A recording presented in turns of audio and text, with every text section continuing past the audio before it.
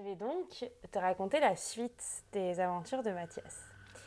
L'histoire que je vais te raconter cette semaine, elle se passe un peu après celle que je t'ai racontée avant. Mathias, dans celle que je vais te raconter aujourd'hui, il a 10 ans. Mais avant que je puisse te raconter tout ça, il faut revenir un peu en arrière. Avant tout ce qui est arrivé à Mathias. C'est l'été avant que Mathias rentre en maternelle. Il vient tout juste de déménager dans sa nouvelle maison avec sa maman. Et donc du coup, il n'a pas commencé l'école et il connaît personne dans le voisinage, donc il n'a pas d'amis. Et donc, son activité préférée, c'est de grimper dans les arbres, parce qu'il faut bien qu'il tue le temps, d'une manière ou d'une autre. Et donc il grimpe dans les arbres qui sont autour de la maison, mais un jour, ce qui doit arriver arriva, il a 5 ans, il se pète la gueule, et il se casse le bras. Et il a grave le seum, parce que non seulement il ne peut plus monter dans les arbres pendant le reste de l'été, mais en plus il va devoir faire sa rentrée scolaire avec un plâtre, et il n'aura pas d'amis pour signer son plâtre. Donc il est hyper triste. Et donc sa maman, pour lui remonter le moral, elle décide de céder à un de ses caprices depuis qu'il est tout petit. Elle lui prend un petit chaton. Un petit chaton au pelage noir, qui est un peu timide. Et dès qu'ils le mettent dans le salon, il va se blottir dans une boîte à chaussures qui traîne un peu dans le salon. Et donc Mathias décide d'appeler le petit chat Box, qui veut dire boîte, du coup, en anglais. Box, c'est un petit chat qui est un peu peureux. Donc il va pas souvent s'aventurer autour du voisinage. Par contre, il sort souvent pour aller se planquer sous la maison. Je t'ai expliqué la première fois que la maison de Mathias, il y a moyen de ramper en dessous. Et en fait, c'est hyper chiant quand il va se planquer dessous parce qu'il n'y a pas moyen de le faire sortir sans ramper à son tour sous la maison, sauf que c'est dégueulasse dessous. Et donc personne n'aime faire ça. Et donc la maman de Mathias, elle a trouvé un stratagème. Elle ouvre à chaque fois une boîte de thon pour que le petit chat sorte, parce qu'il comprend au son de la boîte de thon qui s'ouvre qu'il va être nourri. Sa friandise préférée, c'est le thon. Et donc c'est un stratagème qui marche à chaque fois. Le temps passe, tout ce qui s'est passé à Mathias se passe. Après qu'il se soit fait enlever, la maman de Mathias décide à juste titre de déménager, ce qui est normal. Il est quand même arrivé plusieurs choses dans cette maison. Et donc, ils préparent le déménagement, ils font les boîtes. La maman de Mathias insiste bien pour que Mathias fasse bien ses boîtes lui-même, range bien ses vêtements dans les boîtes en carton, et ils doivent déménager le jour d'après. Mais Box est introuvable.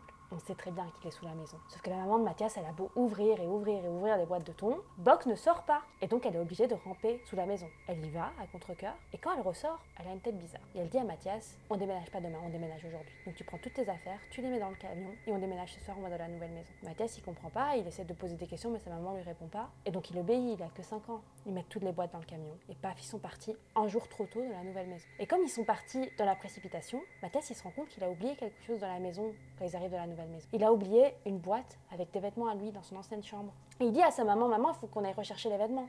Et sa maman, elle lui dit non, on ne remettra jamais les pieds dans cette maison.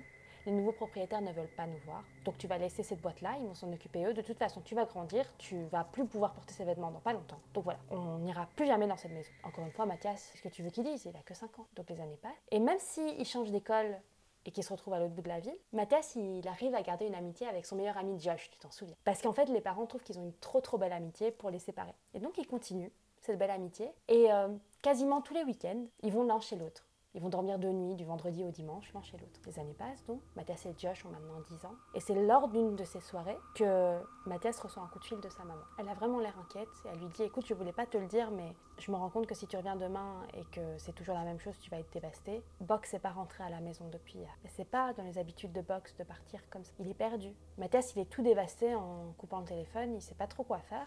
Et donc son cerveau tourne à pleine vitesse et il se dit mais en fait, Box il est peut-être juste allé dans l'ancienne maison. Oui, ça fait des années qu'on est parti, mais peut-être qu'il a juste oublié, c'est un petit chat après tout, peut-être que son cerveau a bugué. Et donc il dit à Josh, et si on allait dans mon ancienne maison là maintenant tout de suite pour retrouver mon petit chat? Et Josh bien sûr qu'il accepte, c'est un petit garçon de 10 ans. Donc bien sûr qu'il dit ouais vas-y on part à l'aventure. Et donc tous les deux ils font leur petit sac à dos.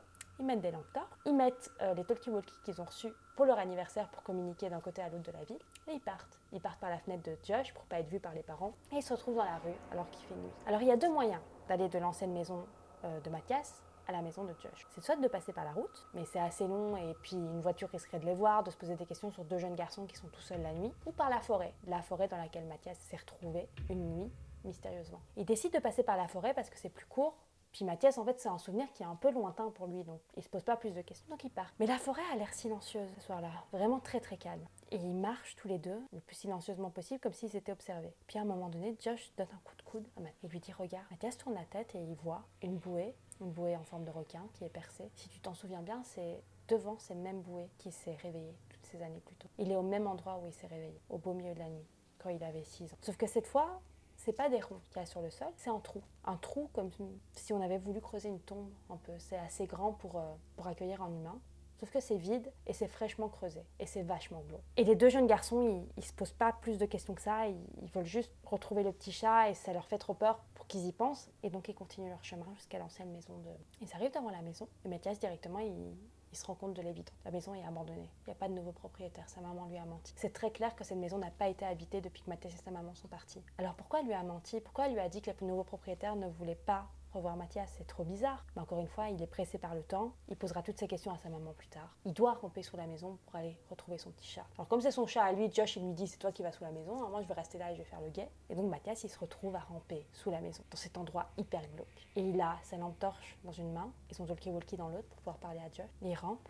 Et directement, il est frappé par l'odeur qu'il y a, une odeur de mort. Et il se dit directement, c'est Box qui est mort, c'est sûr, c'est ça que je sens, c'est son petit corps qui est en train de pourrir. Et donc il promène le faisceau de sa lampe torche tout autour de lui. Et en effet, il voit encore le corps d'un animal à moitié décomposé. Mais c'est pas Box, c'est une espèce de raton laveur comme ça, qui est mis en position fœtale. C'est hyper bizarre, mais au moins c'est pas son petit chat. Donc il continue à ramper plus loin. Et là il entend Josh au talkie qui lui dit, écoute, vu que la maison est abandonnée, moi je vais aller à l'intérieur, je vais voir si ton chat et pas aller à l'intérieur. Peut-être qu'il s'est juste blotti parce qu'il avait froid ou quoi, donc je vais y aller. Mathias il dit ok, et très vite il entend les pas de Josh qui résonnent au-dessus de sa tête sur le plancher du... Tandis que Mathias continue à... Et là, le faisceau de sa lampe torche tombe sur quelque chose de bizarre. Une couverture sale qui est étalée sur la terre. Et aux quatre coins de cette couverture, il y a des bols. Il se penche vers un bol et il se rend compte que les bols sont remplis de tout. Comme si quelqu'un avait voulu attirer Box jusque-là. Encore une fois, le talkie-walkie résonne et Josh lui dit je suis dans ton ancienne chambre. Et Mathias il lui dit regarde, en fait, je me rappelle maintenant, j'ai laissé une boîte avec des vêtements dans mon ancienne chambre.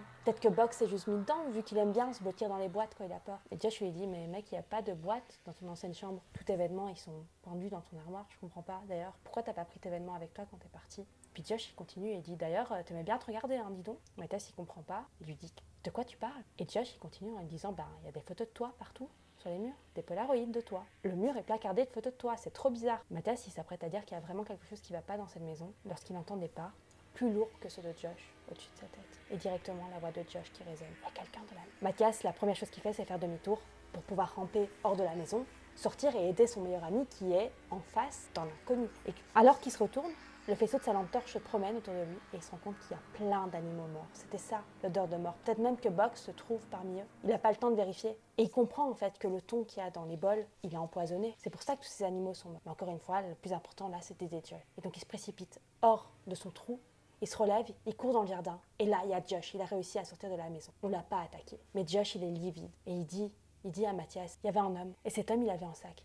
Et dans ce sac, il y avait quelque chose qui bougeait. Et il a pris ma photo. Et Mathias, il n'ose pas lui dire que c'est pas la première fois que cet homme a pris la photo de Josh. Parce que si tu t'en souviens bien, toutes ces années plus tôt, pendant qu'ils jouaient dans la forêt, ils ont entendu quelqu'un qui prenait leur photo. Et cette photo a été envoyée à Mathias par après. De toute façon, il n'a pas le temps de lui dire ça, parce qu'ils doivent courir le plus rapidement possible pour échapper à ce prédateur qui est dans cette maison abandonnée.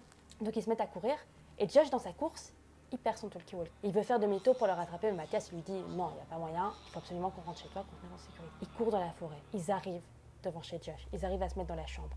Ils sont en sécurité. Tu t'en doutes bien, ils ne dorment pas très bien cette nuit-là. Et donc Mathias, il rentre tard chez lui le dimanche soir parce qu'il a dormi longtemps. Il a fait la grasse matinée. Il arrive dans sa chambre, il met son sac dans un coin et directement il comprend que tout va bien se passer. Qu'il entend un miaulement dans sa chambre. C'est Box, il est revenu. Et donc il l'appelle Box. Box, c'est toi, t'es revenu à la maison? Mais son petit chat, pas de réponse. Il vient pas tout près de lui. Et donc il fouille toute sa chambre et il n'y a pas de Box. Et les miaulements continuent à résonner. Et donc il décide de les suivre et il les suit jusqu'à son sac posé dans un coin de la chambre et il sort son talkie-walkie. Les miaulements, qui sont pas des miaulements mignons, c'est des miaulements remplis de détresse, de douleur, viennent du talkie de Josh qu'il a perdu dans l'ancienne maison de Mathias la nuit d'avant. C'est-à-dire que quelqu'un est en train d'appuyer sur le talkie-walkie de Josh en faisant miauler Bob comme Mathias l'entend. C'est la dernière fois que Mathias entendra les miaulements de Bob. Le petit chat ne reviendra jamais à la maison.